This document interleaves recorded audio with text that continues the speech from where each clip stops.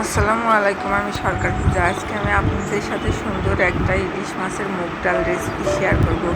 প্রথমে আমি ইলিশ মাছটি ফ্রিজ থেকে বের করে নিয়ে ভিজিয়ে রাখছিলাম, তারপরে তা আমি পিস করে কেটে নিলাম। কাটতে গিয়ে দেখি ভিতরে বরফ হয়ে আছে, ওই জন্য বেশি ঘাটাঘাটি না করে পিস করে পানিতে সুন্দর করে পানি দিয়ে ধুয়ে নিলাম। এরপর কাঁচামরিচ, পেঁয়াজ কুচি দিয়ে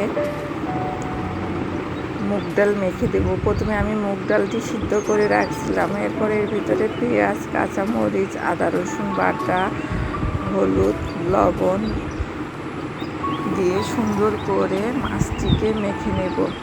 এটা আমি হাত দিয়ে দুই টেবিল চামচ পরিমাণ সয়াবিন তেল ইউজ করছি।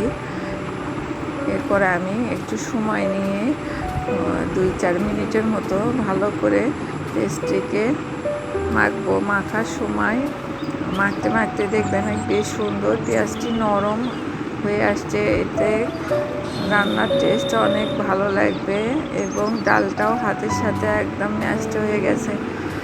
এরপর সুন্দর করে আমি মাছের পিসগুলো এই মাখার ভিতরে অ্যাড করে দেব। তারপর আলতোভাবে মাছটা মেখে নিয়ে এতে আমি 1/2 কাপ পরিমাণের পানি দিয়ে চুলার আঁচে বসিয়ে দেব। তারপর রান্না হলে এইভাবে রান্না করে সবাই দেখবেন খেতে অনেক টেস্টি। এর ভিতরে কিছু পরিমাণ আমি নারকেল কুচি দিয়েছিলাম। সবাইকে এই পর্যন্তই। আসসালামু আলাইকুম।